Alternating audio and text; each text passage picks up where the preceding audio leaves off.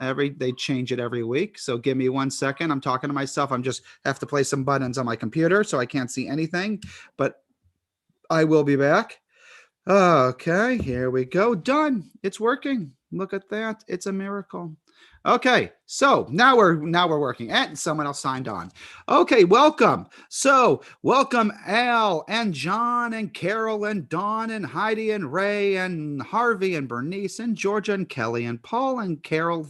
I think I've seen you 3 times on this, and Ron and Paul and Carol and Alan and Rochelle and Richard and Ellen, Joan and Irv and Bob.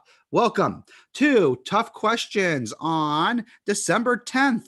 Erev Hanukkah. Hanukkah starts tonight. Your menorah should not look like that tonight unless you're a Shammai fan. The Hillel and Shammai had a fight. Shammai said start with 8 candles. Hillel start with 1 because you never know what's going to happen the next night. You might run out of candles, and if you run out of candles, then you won't have enough. So start small. And Hillel, the reason he won was not just because you can't afford 8 candles, but also because your joy should increase. All I can tell you is, as a kid, your joy decreased. The best present was the first night. On the last night, you got a lump of coal. You got socks. My wife asked me this 2 days ago. She goes, "What kind of socks do you want?" I thought she was joking. She was not joking. So I said, she goes, "Do you want short socks, tall socks, or medium socks?" And so I'm getting medium socks for Hanukkah. And I'm not complaining when I buy myself gifts. Okay, so we're going to get started. Today's question, someone said to me, how do I come up with my questions? Well, it's all based on Miles. Whatever he yells at me that week, that's our next week's tough question. Why can't I have a Christmas tree? Why do we have to be Jewish? Oh, why are Democrats and Republicans and blah, blah, blah. So thank God I have my kid home, because this is what I deal with. Okay, so the tough questions, it's pretty much based on whatever Miles yells at us that week. So this week was, I want a Christmas tree. Why can't I have a Christmas tree? And so we're going to do the Christmas tree. By the way, remember the rules. If you're new, most of you are not new to Tough Questions. If you're new to Tough Questions, I go for like 20, 30 minutes. I ramble on, and then you'll yell at me because I usually say something controversial. It's a safe space. And you haven't fired me yet. I give you credit, almost 20 years. And if you agreed with everything we say, let me just help Harvey out there. Okay, there we go. And if you agreed with everything I said, you would have no reason to show up. So I'm going to say things that you should disagree with. By the way, my wife disagrees. I'll tell you when people disagree. Here we go. Let me tell you the history of the Christmas tree, just in case you don't know the history of the Christmas tree. Oh, it's Christian. Well, maybe it's pagan. Maybe it's secular. Ask the Supreme Court. Okay. God bless the Supreme Court. Okay. And no one should be anywhere unless you're religious. Then have 1,000 people at a wedding. Here it goes. Christmas tree. Before Christianity, the Christmas tree existed. Of course, it wasn't a Christmas tree. Since some trees are green all year long, evergreen, it has special meaning in the winter when everything else is dead. There's the evergreen. So people before Christianity, we're hundreds, 1,000 years ago, 2,000 years ago, they would hang evergreen to keep witches and ghosts and evil away, spirits and illness. It was good luck. The wreath was a good luck thing, like our mezuzah. Who had it first? The mezuzah, the evergreen wreath. Okay. Winter solstice, right? It's getting dark out if you haven't noticed, in the morning, in the evening, December 21st and 22nd. The sun god, this is what they used to believe. The sun god was sick every year. They didn't really get it. So every year the sun god was sick.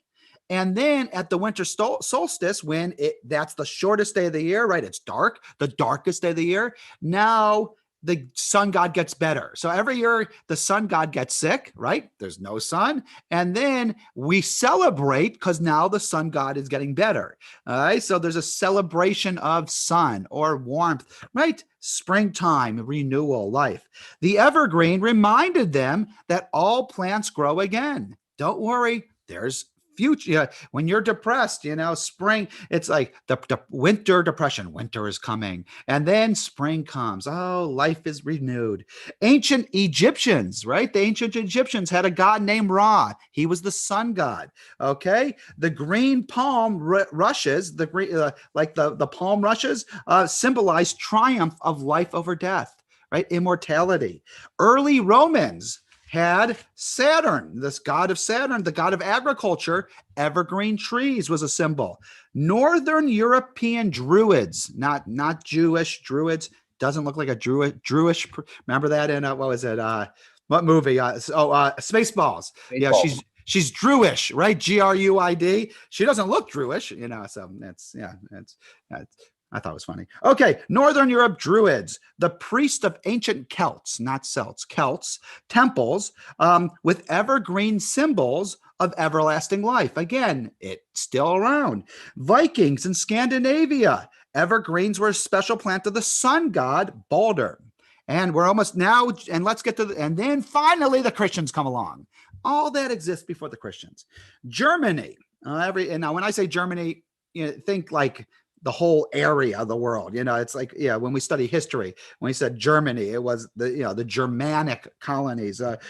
Germany started Christmas trees in 16th century. Yeah, it's only 500 years ago.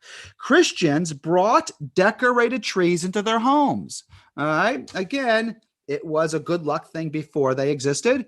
There's a widely held belief that Martin Luther, not the good Martin Luther King Jr., this is the bad Martin Luther. I mean, yes, he started Protestantism, which I guess you could say is a good thing, not good to the Jews. So Martin Luther, 16th century Protestant reformer, 500 years ago, first added lighted candles to a tree.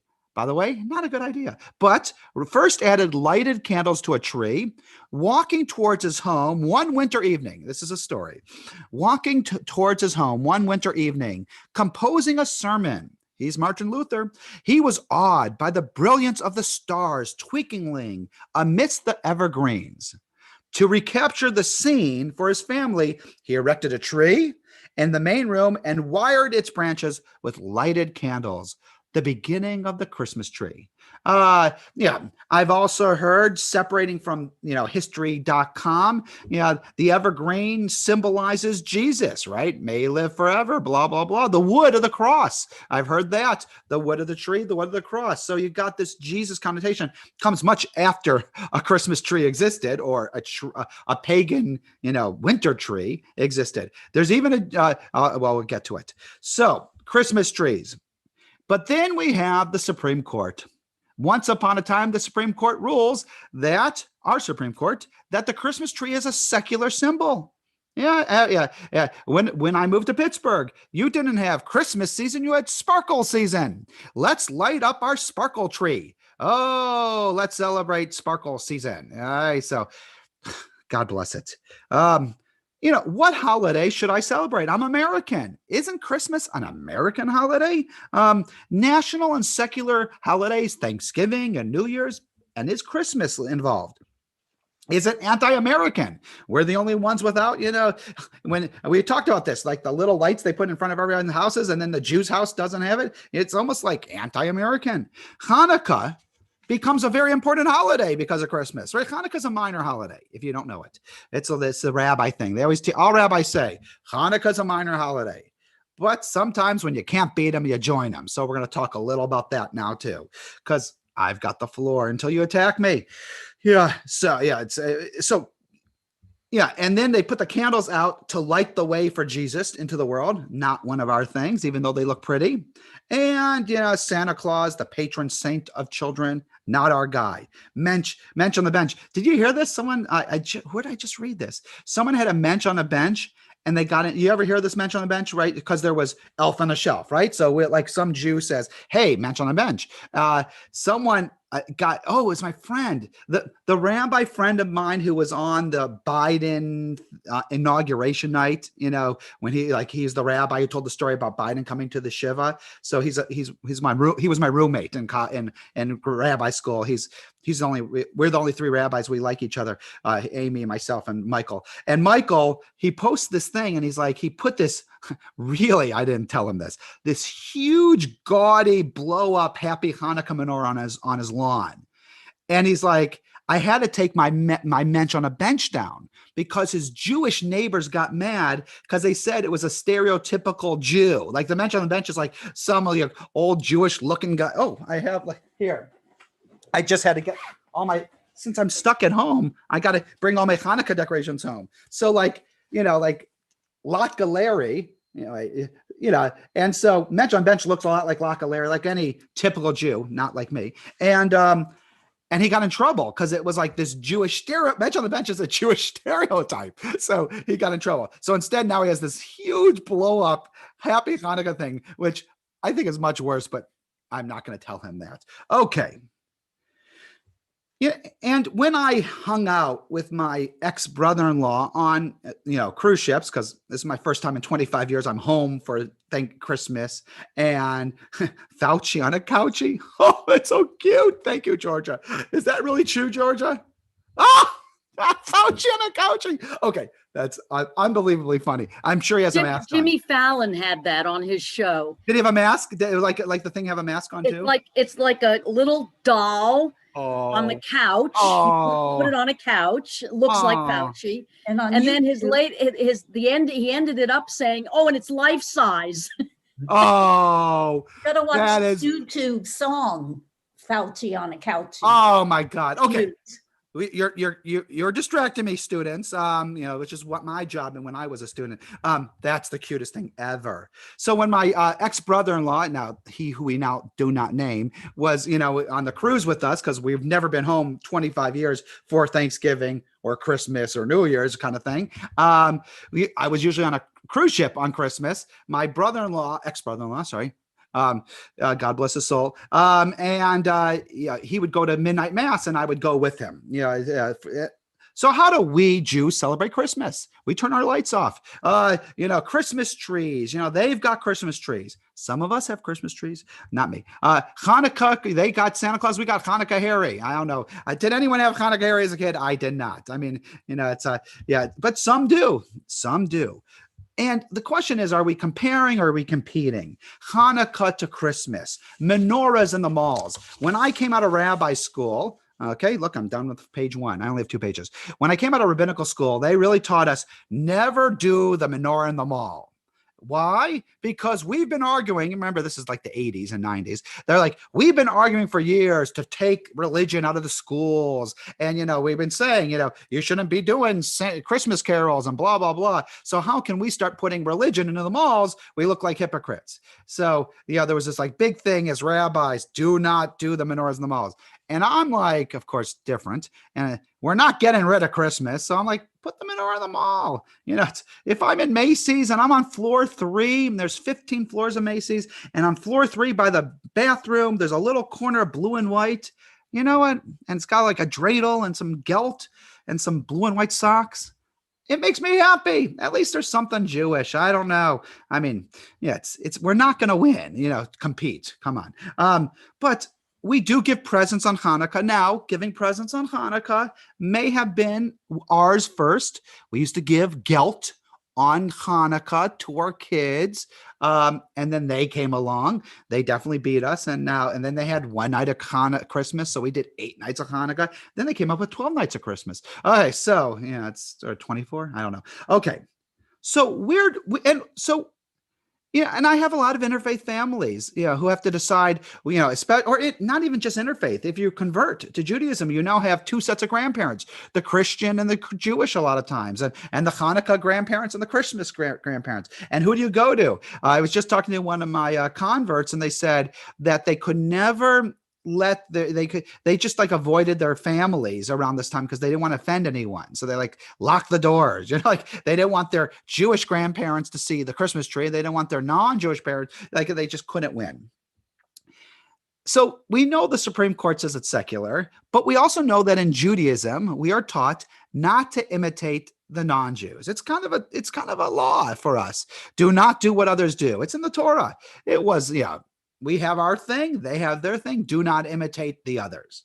The Soviet Jews, when they moved out of the Soviet Union, were very surprised when they got to America. And here's a little story in the 1970s about Soviet Jews.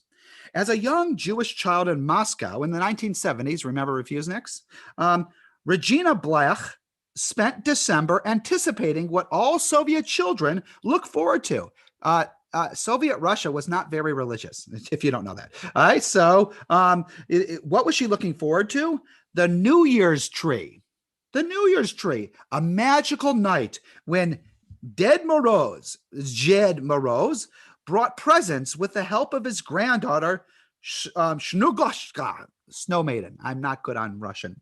All right. So it's a New Year's tree. They get presents from someone. Although the Santa-like Jed, with his long white beard and red robe, along with the tree, may look a lot like Christmas, this was a decidedly secular holiday in Soviet times, open to all ethnicities, including Jews. So these Soviet Jews came over and they would have this New Year's tree decorated, and it looks a lot like Christmas.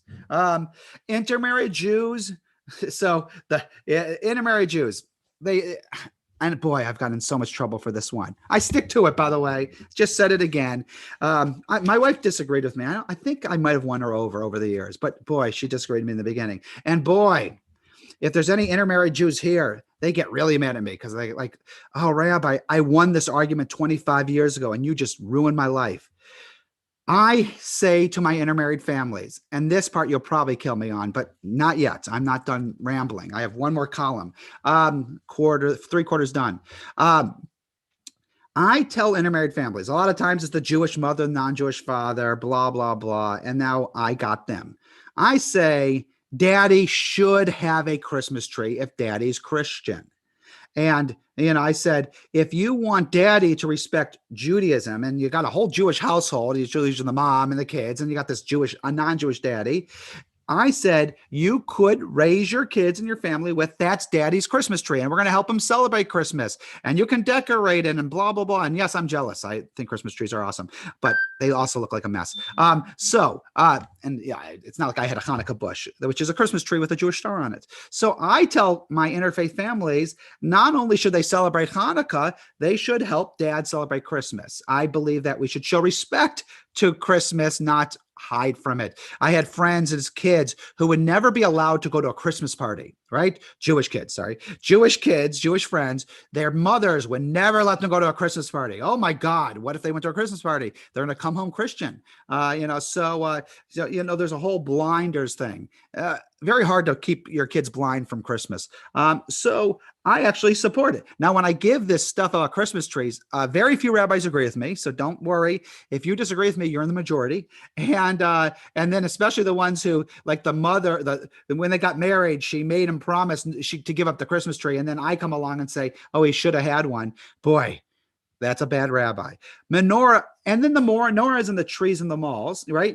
Usually it's a tree and a menorah next to it, right? I support it because, I feel like it's okay to, first of all, advertise, where are we supposed to put those who come on Wednesday morning? We're supposed to put the menorah in your window. So you advertise you're Jews, advertise Judaism, the miracle of Hanukkah, blah, blah, blah. You're supposed to let the world know because we are free, right? It's the war of religious freedom. We're free to be Jewish. So seeing a menorah in the malls, I disagreed with my movement and supported the menorahs in the malls. Don't worry, Chabad corner the market. I can't do it anyway. So I would get some really small mall, so I don't even try to compete. I do go to the Chabad lighting when it's not a pandemic. So what are the reasons, the classic reasons against menorahs and malls and trees? And then we're going to go to you. I'm in the last few minutes. I'm probably in my last 4 minutes. 1, dishonorable treatment of sacred objects. The menorah is a sacred object. Is it holy? Not really. You can throw away a menorah. I just got my bag. Let's see what's in here. Menorah. Menorah. Menorah. I don't call it Hanukkah. I find okay. And where's my? Where'd it go? Oh, my Millennium Falcon menorah that I made when I was 8 years old. So, really very poorly made, because when you have 8 nights, you get your hand burned, and when you have hair on your hand, you start a little fire. Okay, so menorahs in the malls.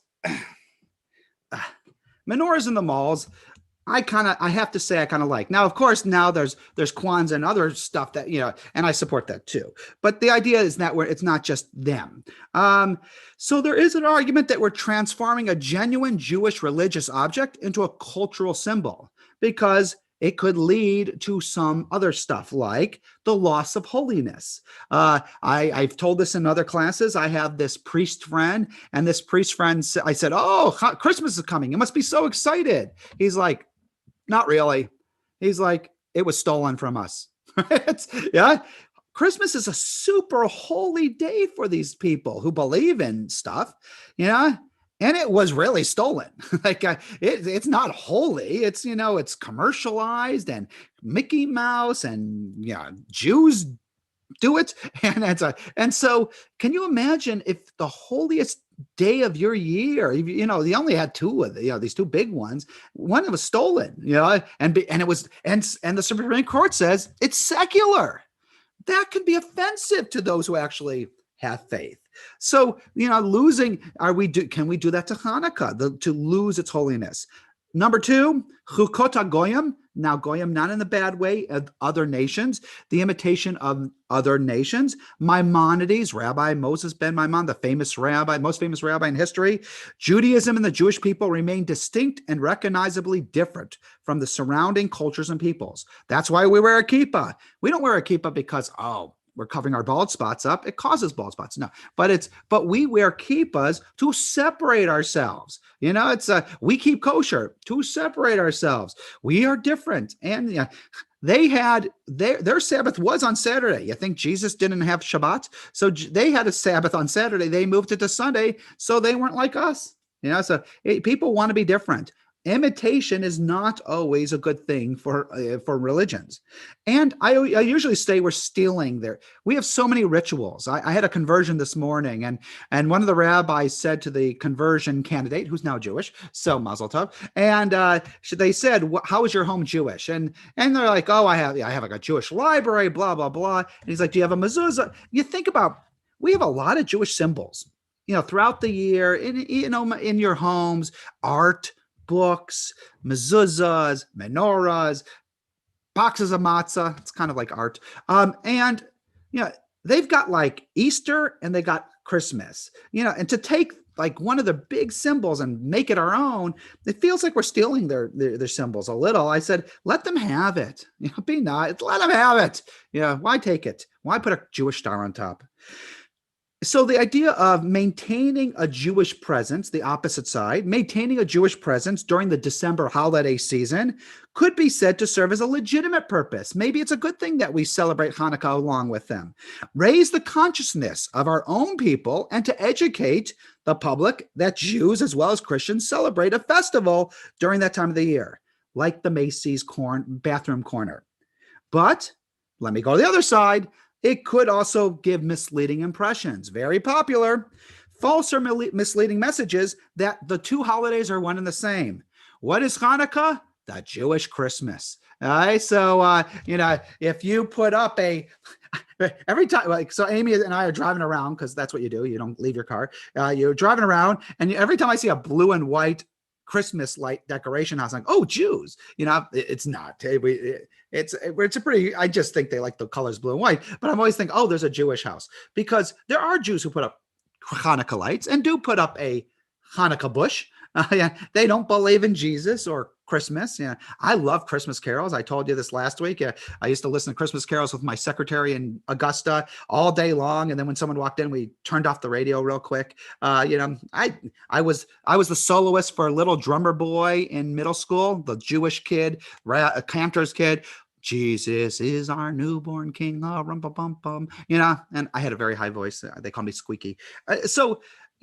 my problem isn't, I don't think that you're a bad Jew if you got a Hanukkah bush or Hanukkah lights. I know it's hard to be the dark house.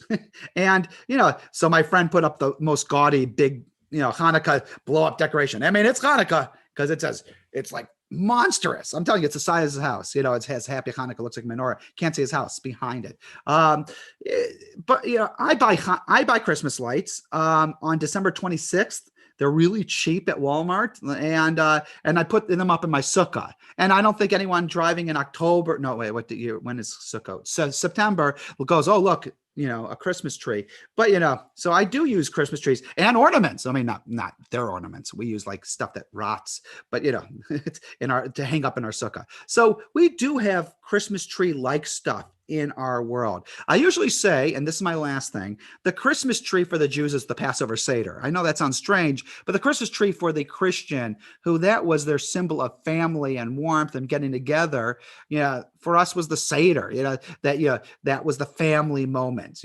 We might not, and without setting your house on fire. So, so back to why can a Jew have a Christmas tree? Sure. They want to call it a Christmas tree. They'll call it a Hanukkah bush. Can you? Of course you can. Should you? I don't recommend it unless you're not Jewish. If you're Christian, I don't think it's a problem. Plus, most people who do Christmas trees could care less about Jesus. No offense to Jesus, most famous Jew in the world. Jesus, I know Christmas means birth of Christ, but most people who do Christmas don't seem to know or care, like Halloween's background. So, am I anti-Christmas tree? Yeah. Do I think Jews should have Christmas trees or Hanukkah bushes? No. Mensch on the bench. I mean, are we surely, or Fauci on a couchy? Are we competing with Elf on a Shelf? You know what? I don't have little kids anymore, but if I had little kids and all the neighbors had Elf on a Shelf, maybe I would buy Mensch on a bench, because, at a certain age, you learn that that's theirs. But before that age, why can't I have that birthday present? And I got 4 kids who hate Judaism now. So, so don't listen to me. Okay, here it goes at 12:29. I'm 1 minute early. Attack me. Give me your own things. Tell me about Fauci on a couchy. I'll start with Paul. I see your hand raised. Go ahead. So to begin with, I'm all in favor of putting Christ back in Christmas. It's a Christian holiday. I understand. and that's it. So let's not pretend like it's an American holiday, regardless what the Supreme Court tends to say. As far as menorahs in the mall, I guess I would say why. I have a menorah because I'm Jewish. My Jewish community, the synagogue, has a menorah. I mean, would we expect malls to put mezuzahs up? In Israel, do they, by the way? I don't think. Mezuzahs, I think there is a mall. I used to go to the mall a lot in Israel because they just opened it when I was living there. And I think there was a mezuzah on the mall in Israel. Which I can understand in a Jewish country, right? I mean, it is a religious country. But here in the U.S., I just sort of see it as unnecessary. It doesn't really bother me, but it's not something that I'm really in favor of. I think it is trying to out-Christian the Christians, especially these definitely gigantic, the gigantic menorahs that the Hasidim put up. It's like, and the big parades they have with the cars and everything. On the menorah. I forgot about the menorah on your car. Yes. Right. Make sure you don't go in your garage with that. Yes. And by the way, so it reminds me of, the concept of putting a mezuzah on a mall. I don't think he'll be mad if I say this, but when Concordia took over, what do you used to call it? I don't even remember. Covenant. They were trying to really be respectful to the Jewish people there, and they're also trying to sell it to Jewish people. So there was a big thing about should we put a mezuzah on it, and Rabbi Mahler and I disagreed. I said it's a Jewish home, right? It's not the Jewish home. God bless its soul. I supported putting mezuzah. But Rabbi Mahler did it because he says it's not Jewish. There's other people living there. But I said it's their home, so I won. We have a mezuzah. But it was a disagreement. It's so you have a mezuzah on the outside for everybody. But I mean, you could have just a mezuzah in your entrance. Right? Yeah. You could. And now, of course, I'm trying to sell it as a place because I want Jews to move there, and they won't let me move in yet. And right now, no one's moving into anywhere. But it's it is a kind of an yeah, an advertisement. You know, when we see you're walking in an apartment building, you see a mezuzah, you see a house with a mezuzah, you get excited. You know, it's all right, good. So menorahs, mezuzahs. I see Rochelle and Ray. Okay, Rochelle first, then Ray. Rochelle, I can unmute you. Go ahead. About 20 years ago, I guess it must have been, there was a kid's book came out. It was called "There's No Such Thing as a Hanukkah Bush." Hanukkah bush, yeah. I can't find it, but you know, she gave a good argument for at a sixth grade level why you shouldn't have a Hanukkah. You should not have one. Okay. Right. Her argument was you should not, and I grew up in a Catholic community. I didn't care. But you know what we always forget, and I think our time has come, or I've watched it happen to us, that a lot of the commercialization of the Christmas holiday was done by Jewish merchants. Oh, yes, I said that to my kid. He didn't believe me. I'm like, you know that the best Christmas carols are written by Jews. The best Christmas songs. Christmas songs, yeah. I love when these Jewish doctors work on Christmas, so their Christian colleagues can work, can take off. But yeah, we definitely make some of us make a lot of money on Christmas. And you know, with when there used to be Black Friday before the world ended. Yeah, so all right. Here we go. So very good, Rochelle. Hanukkah Bush, anti-Hanukkah Bush book. All right.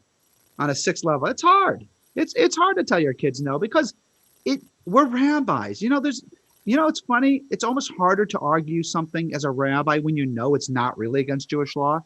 You know, you're a Jew, a normal Jew. You're like, over my dead body will have a Christmas tree. You know, I'll die first. But then you're a rabbi and you're like, well, you know, it's not really against Jewish law. There are laws in Judaism. Most Jews just make them up, but we know the laws in Judaism. And not one of those 613 is no, don't have a Christmas tree. All right, Ray, then Georgia. All right. Hey, thanks. So being in the process of converting and then having, you know, my children have been celebrating Christmas, and this being my first Hanukkah. So I'm already Mazel tov. Happy Hanukkah. Thank you. Mazel tov. I'm failing already because I didn't get them the biggest gift for tonight. So I actually think you should do it the late night, but that would be very upset kids for 7 nights. Okay, go on. Okay. All right. So then I'll remember it for next year. But so so what I'm running into is that I did get them a Christmas tree, but I just didn't really decorate it too much. And it was just kind of like a tree, right? Yeah. And I want them to have something that kind of, you know, because there was that part of and that tradition on their mother's side, and you know, from what was what my previous tradition was, I did it so that they're comfortable, not for me. Like, it really wouldn't matter to me if I had a Christmas tree or not, but for them, I want to make them comfortable. Yeah. So, but what I was going to ask is how, like, if I strip it down and have it more like a solstice thing where it's not really a Christmas tree. Yeah, so a Christmas tree is almost in the eye of the beholder, right? So it's kind of like the Soviet Jews' New Year's tree. You know, if you go by a Soviet Jewish person's, and this is the 70s, by the way, so it's a little dated. But imagine these people had a New Year's tree. You know, to everyone else, it would be a Christmas tree. You would know it's not a Christmas tree. You would know it's a solstice tree. But, you know, I think it's very important when you're converting, and I say this to all, you know, I do a lot of conversions, but I say to them, you don't take your family and uproot it and stuff it down the throat. I have this one conversion. Well, he's Jewish now. He does Shabbat in his closet. He has a Shabbat closet because he converted, but his wife didn't convert. So there he is. He's gone down this path. He doesn't want to force it on his wife, who never signed up for it. He turned a closet. It's got a little table in it, a little chair in it. He lights candles, does the wine, challah, but it sounds very lonely, you know, but by himself. I heard another line. And then the conversion student today, who's now Jewish, she said that she was doing Judaism on her own. And she read this thing, which I want to get the quote.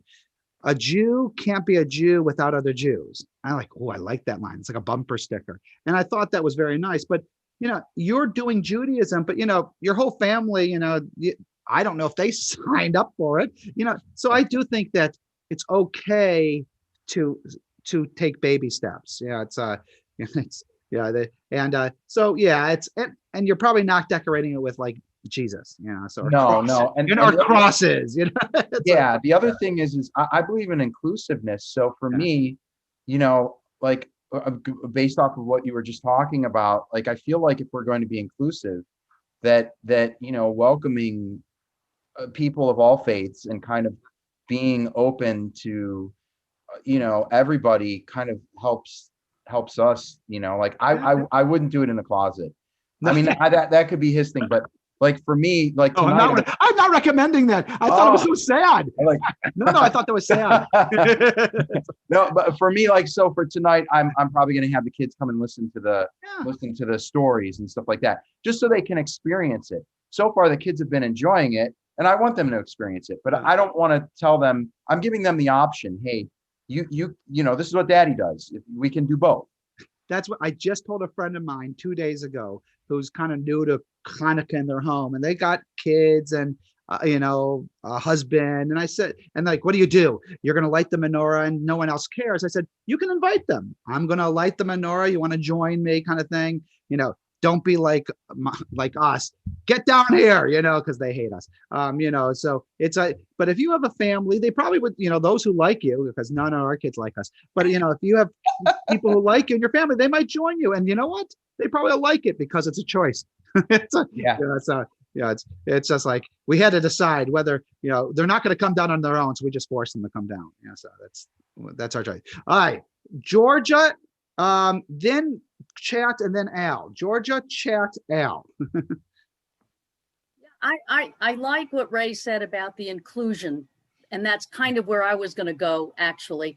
Back in the day when I was in school in Mount Lebanon, everything was Christmas carols, Christmas assembly, Christmas decorations, Christmas whatever.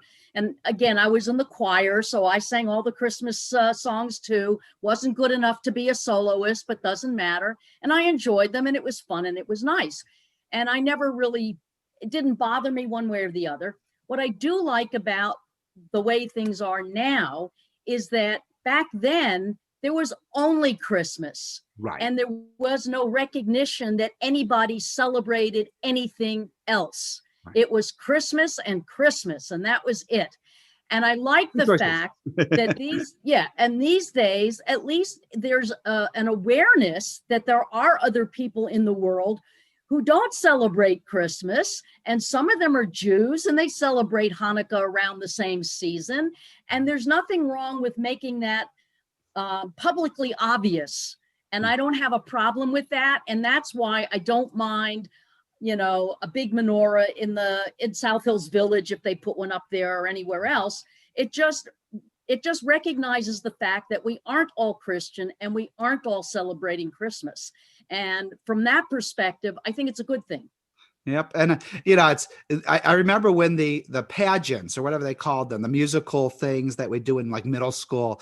And I remember when they started doing it's like 17,000 Christmas carols. And then I have a little dreidel, and God, I wish we had a better song, Noel, there's some of the greatest songs, Silent Night, the bells thing. And then you got, I have a little dreidel, God bless it. Okay.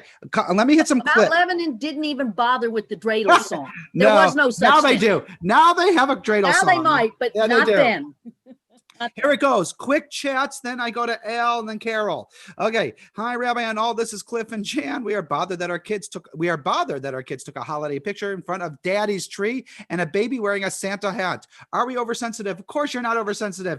You have a dream of having grandchildren. You don't picture them in Santa's hats with Christmas trees. It's something that I said last week, I'm not used to women rabbis. It's not something I didn't grow up with. Now I'm married to one.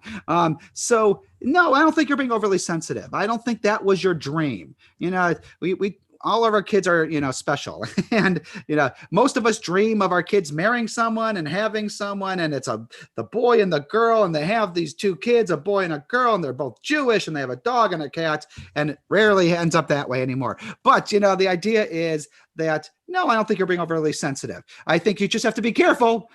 I always tell these grandparents, bite your tongue. All right, be careful. I'm sure you are. Cliff, okay, this is to everyone, so I can read it. Out of curiosity, have they decided to raise their child Jewish, or is that something they have not decided? We're not going to. Oh, hi, Paul. I love this. It's all live. All right, hi, Paul. It's Jan, and yes, they have decided to raise their son Jewish. Has had a COVID bris. And baby naming, we're taken by surprise that they were. What about, okay, and now this is to me. What about menorahs on government buildings competing with Christmas tree like Pittsburgh City Council building? And finally, Paul, yes, I see. I guess I view the picture in front of Daddy's tree not an issue different than Santa hat. Santa hat's more of an issue than the Christmas tree. For Paul, although in all honesty, both would probably bother me. Would bother me too. I wouldn't say anything, but of course it would bother me. Hannah lives with her Christian boyfriend in the Netherlands, and he has a Christmas tree in their apartment. It is easier to accept it when there are not kids involved, right? That's a common thing. Okay, Carol, and we'll keep going because boy, this is fun. Al.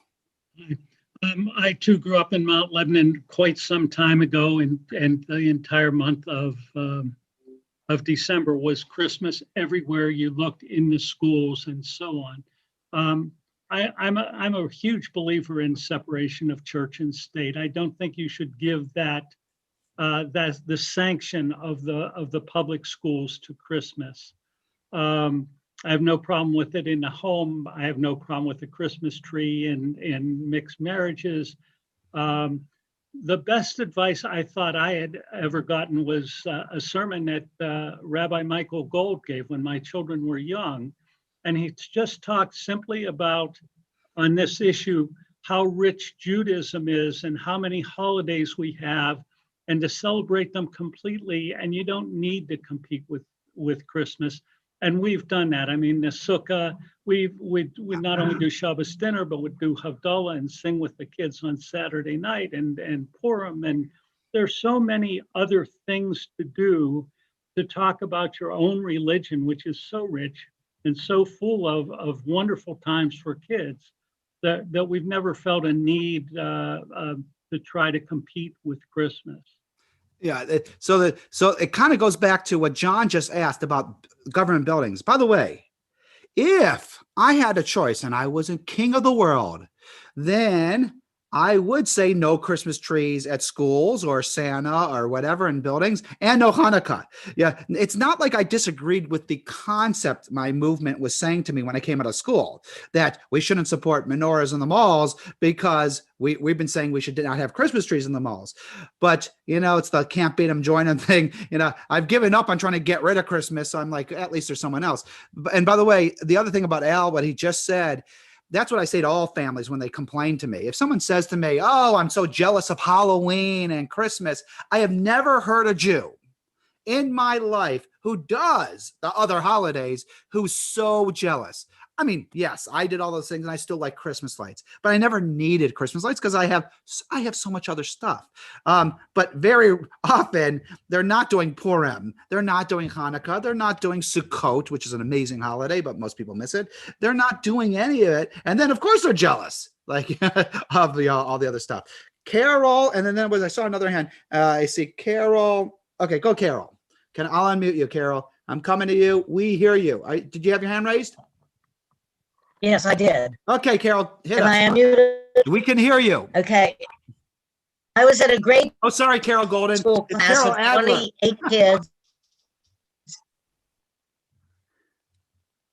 Okay. No. I lost you.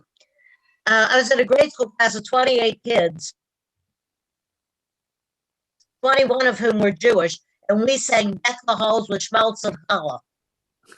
Deck the halls with schmaltz and challah. Oh, yeah, that's beautiful. Carol, we don't hear you well. I think we got the story, but if there's anything past that I story, lost we my didn't whole get it. finger going. Look, Yeah, maybe type it in or something. Sorry, Carol Adler. All right. I lost everything here. All right. Sorry, Carol. We love you. Okay. It's partly. Oh, look, and I can't even fix it. Did you get the song? We heard the song. Yes.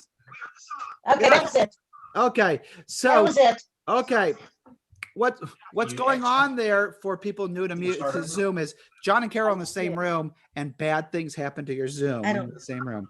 And right now, I can't even fix it because it's blown Zoom up. Rochelle, try speaking.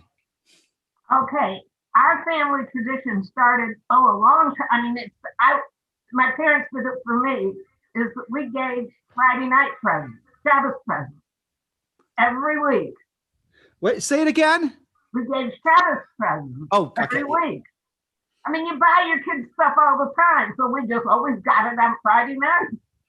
We started that in Georgia when all our kids were invited to all these Shabbat parties, because all the kids had birthday parties in their school and we wouldn't let them go. Of course, they hate us for it now. And so what we did was every week we had a Shabbat party. We had birthday hats and birthday cake every Shabbat, and everyone could invite a friend over, and we would have a Shabbat party every week. So, because they get to go to a party once a month, but we have a party every week. But we do try.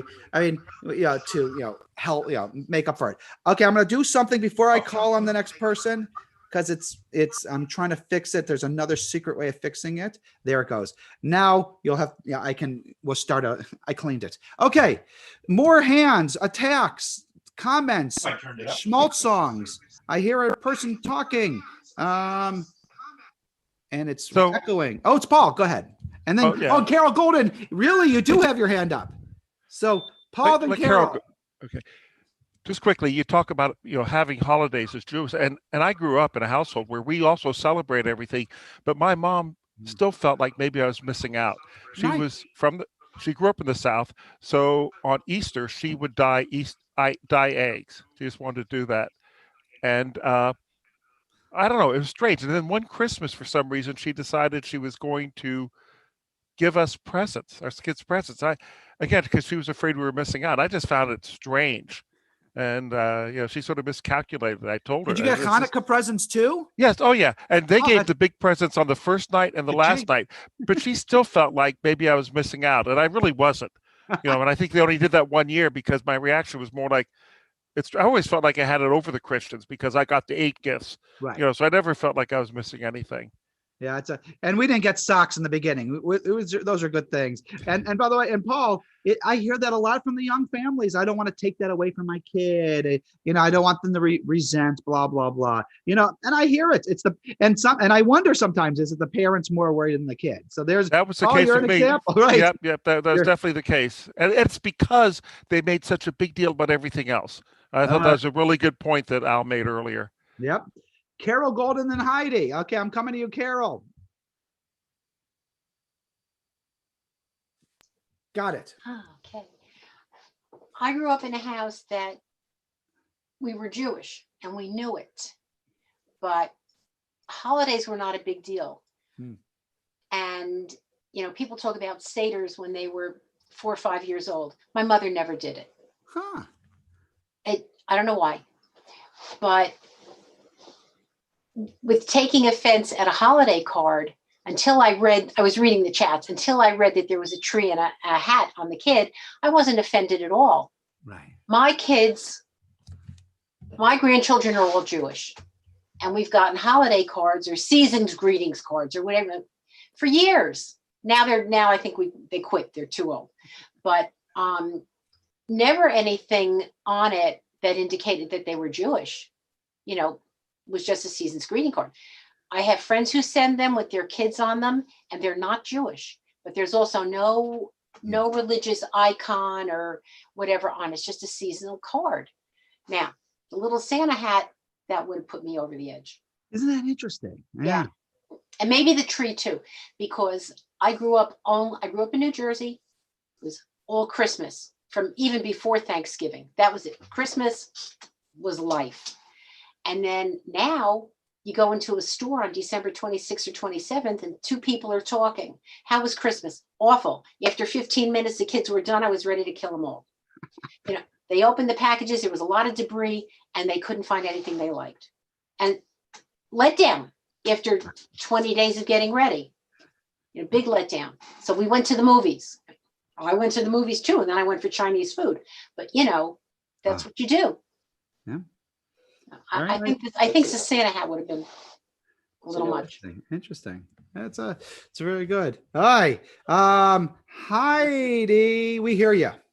Okay, so I think I agree with Carol on the part of the hat and the tree. It is significant, and that to me, in my opinion, that if you are raising your child Jewish, or if you've converted and you've made that commitment to go Jewish, then what you need to do is transition, one, but then show these children the embrace and how we have Hanukkah and make that more impressive. We have 8 days of gifts. Maybe the first year you make them all pretty decent gifts so, they can appreciate that Hanukkah special. Or for like Halloween, we have, what do we do? Sukkot in comparison, or? No, I guess if you're Halloween, if we're talking about dressing up, it'd be Purim, yeah. Okay, so then you emphasize Purim. That's our version. So I think you need to educate, because otherwise you grow up with a child that's going to be like really confused. Like, what are we? Because their friends will talk, and then the conversation's going to be just totally mixed and confusing. And I'm very old fashioned in my thoughts, so I may upset a few of you mixed thought people, but I apologize in advance, but that's my opinion. Good. You're not, I think you're the majority, actually. Rochelle, I see your hand. I'm coming to you. We hear I just you. want to show off. I just took it out of the oven. What is that? A challah? I can't see. Yes, I can't see. In the shape of a dreidel. Okay, I'm gonna make it big. Okay, so I can see it. Oh, that's a dreidel challah. Oh, thank you, Rochelle. That's for tomorrow night. Tomorrow night, the dreidel challah. All right. Now, if you turn that upside down, it's a Christmas tree challah.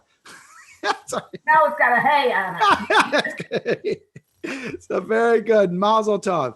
All right. So, it's, and over the years we do have, and Carol says, wow, we do, over the years, we do have some Hanukkah decorations that are like, lights that you put in your windows, or you put up like a happy Hanukkah thing, like Bernice's thing. I mean, Hanukkah wasn't like made for that, but we're trying to do something, whether we're telling ourselves that we're not alone or others. And the funny thing about Hanukkah is you're supposed to put the menorah in the window. So we really had the idea of advertising the Judaism out there when we complain about the Christmas lights. And I think we can enjoy Christmas lights without having them ourselves. And even the Christmas carols. But, I think what bothered me the most, and everyone has something, for me, it was Mickey Mouse.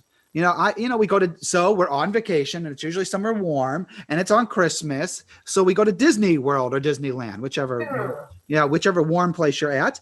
And there's a parade in every single day in Disney World. And there at the end is Mickey Mouse dressed up as Santa Claus. And to me, I don't know why that upset me so much. It's just, I have little children, and Santa Claus is not ours. And it's almost like saying to these children that Mickey's Christian, or, Mickey's not, you now just lost Mickey Mouse. It's one thing to say that Santa's not yours, but it really bothered us, that the Mickey Mouse was dressed up as Santa. So, again, I do see it now on the cruise ship. When they were passing out the Christmas presents, and you sat on Santa's knee and you get a free gift, of course we sent our kids. And when the kid got up there on Santa's lap on the cruise ship, the Santa said, Happy Hanukkah, with a good CH in there too. So we're pretty sure that Santa was Jewish, on that cruise ship. How do you think African American kids feel? Yeah. Christian, right. Everyone's right. Right. Christian African American kids. Yeah. Even Jesus. Right. So, right. Were you in that meeting we were just in where there was a black woman Jesus picture? Okay. So Lisa was reading this art book, and there's a depiction of Jesus as a black woman, and talk about even the Christians, it offended everyone, which I thought was beautiful. Of course, the Jews find the black woman Jesus beautiful, but it was fascinating, right? Because you're right. If you're black, almost everyone's white, including Jesus, which is impossible that he was white. To understand that area of the world, that time of the world, there weren't a lot of Norwegians running around, in Palestine, whatever. So he looked a lot less like us, than we think. All right, very good. We have like 4 minutes. Anyone else want to throw their hat in the ring? This has really been fun. We sent. Oh, and by the way, about the grandparents thing, I'll tell you more about, like, just to upset you. So when I have someone whose grandchildren are Jewish or Christian, I'm usually counseling the grandparents of their Jewish or non-Jewish grandchildren. And I always say that, if your kid, people who celebrate Hanukkah. So if I celebrate Hanukkah, but my grandchildren are Christian, then should I send them Hanukkah presents or Christmas presents? It's like this age-old thing. Do I act like Hanukkah or Christmas doesn't exist? Do I respect their holiday or respect mine? It's always there's so many issues that come up with the sharing and the half and half ones. Yeah, so it's there are so many issues. So the big box and Ray, we all struggle with it. Whether it's you or two rabbis raising kids, we all struggle with how much we push in and all that other good stuff. But I don't think you're a bad Jew if you have a Christmas tree. I do recommend the Al Scheimer, Michael Gold answer, and that is enhance your Judaism. If I had someone who was doing all the holidays I just said and blah, blah, blah, and still, and then they had, I don't even think that'd even be possible. But if you did all the Jewish holidays and still put up a Hanukkah bush, like you're so into holidays, I don't know. I probably would be okay with that, but it's usually one or the other. It's Halloween instead of Purim. Real quick, I think you'll like this. When the kids stayed over the other night, and they were, it was their first time staying over at Dad's house, and they were kind of nervous and afraid of, like ghosts and stuff like that. Yeah. But I showed them the mezuzah on the door, and I told them, I said, "Hey, you guys are going to be okay, and you're protected here." And they slept better than I did. So now. No, I don't know if anyone knows this. I told this maybe to a very small group of people. Does anyone know I did an exorcism this past summer? So before the pandemic, I had this kid who was watching these scary movies. He's like 13 years old. It wasn't like an 8-year-old. He was watching all these scary movies. And the scary movies, your house is whatever, and he's like, he's like having trouble sleeping. So he tells his dad, I'm having trouble sleeping. I think it's, possession and ghosts and all that. And I say, and I know this kid, I did his bar mitzvah, and I'm like, you want me to do an exorcism? And he says, yes. So, I like to believe I'm the only rabbi who's ever done an exorcism. I go to the kid's house and tell you, if there's such a thing as a creepy house, this is it. I can't, if I describe more, then you'll know who it is. I took a mezuzah because there was no mezuzah on his door. And I'm like, we're going to put a mezuzah up that door and it'll protect you, And he's like, can you go around the room with the mezuzah? And I'm doing a mezuzah hanging ceremony, but I said, there are people believe that the mezuzah protects the home, and there were people believe that when bad things happen, it's because your mezuzah is bad. So that night he went to sleep with the mezuzah under his pillow. He slept like a baby, and it's so. You have a rabbi who performed an exorcism with a mezuzah, Ray. So you're right. It keeps the ghosts away. So, I don't know how you guys put up with me, but God bless you all. Merry Hanukkah. So Hanukkah starts tonight. It's the first candle. It doesn't look like this. Enjoy. It's horrible. 2020 stinks. Be really safe out there. I think it's worse now. So close to the end, getting closer, so close to the end. And people are even more in danger. So be very careful. Just because it's like a race, and you can see the end. Don't fall. So be careful. Stay vigilant. Stay safe. All right. What do you hear about Mark? What's that? What do you hear about Mark? Mark from Minion. Mark from Minion. What do you mean about Mark from Minion? You talking Milt? No, oh, Milt. Nah, it wasn't a stroke. It's COVID. He's not doing great. He's coherent now. He's at home. He's not at the hospital on a ventilator. He's not a young chicken. But as you know, there's a very good chance he will make it through this. It's terrifying. And, no one knows how you got it kind of thing. So, keep them in your prayers. We do that. Jews do that. Keep them in your prayers. And, What it's, actually happened, Rabbi? oh, Milt, on Tuesday, everyone thought Milt had a stroke. It turns out he has COVID. He's not doing well, but he's not, he could be doing worse. So yeah, so we're going to, so keep him in your prayers. And there's a lot, that's what we're seeing now, is that in the last week or so, now we're knowing a lot of people, it's really, it's out there. It's that some people have it better than others. And I don't have any ventilators right now, but be careful. I just talked to someone at Allegheny General. They just turned their cafeteria into a hospital room because they ran out of space in Allegheny General. So now they turned the cafeteria into beds. So, don't go to the hospital if you don't need to. Stay at home. All right. Be careful. Go. Love you.